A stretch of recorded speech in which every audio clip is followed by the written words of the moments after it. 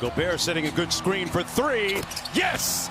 He is officially in hot fish grease territory. 43 points for Donovan Mitchell.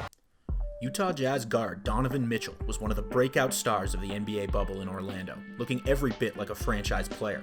While his playoff run only lasted 7 games, he and Denver's Jamal Murray put on a show of the league's up-and-comers. Mitchell averaged over 36 points on crazy shooting figures, sinking absurd shot after absurd shot.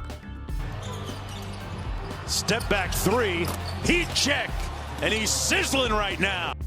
Mitchell's statistical splits from before and during the bubble are stark. After a months-long layoff, he looked like a completely different player in Orlando. And now that he's inked a max extension with the Jazz, it begs the question, is his explosion sustainable? Certain parts of it definitely are not. The raw shooting numbers first and foremost.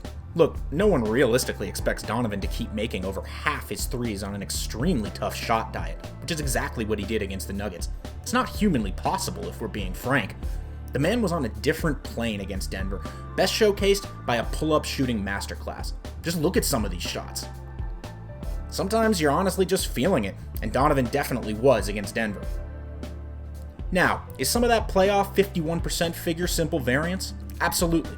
But Mitchell also focused heavily on his pull-up game during the COVID layoff, and you could see it improving gradually once play resumed.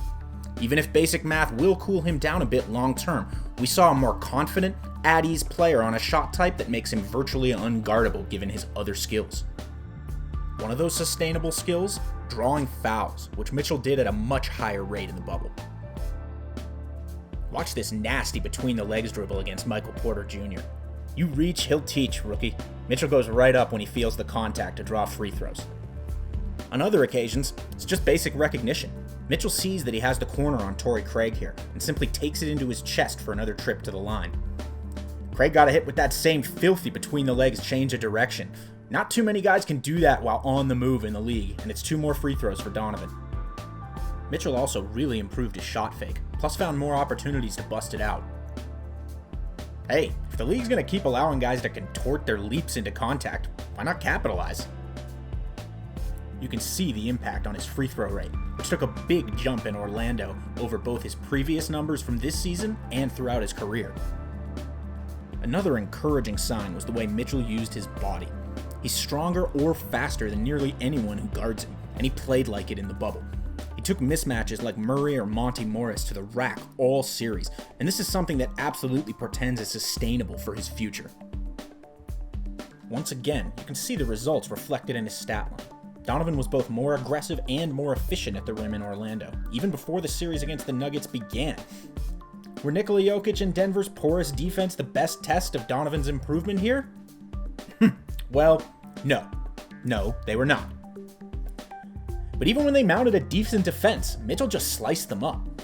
Previous versions of Donovan got to the paint without much of a plan. The bubble version was 3 steps ahead. Even if we build in some regression to the mean, Mitchell made huge strides as a driver in Orlando.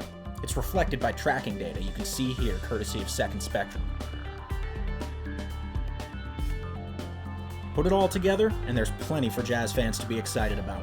Sure, Mitchell won't necessarily light the twine on fire like he did in Orlando for every game the rest of his career, but we also saw enough truly sustainable improvement to confidently call this a star leap.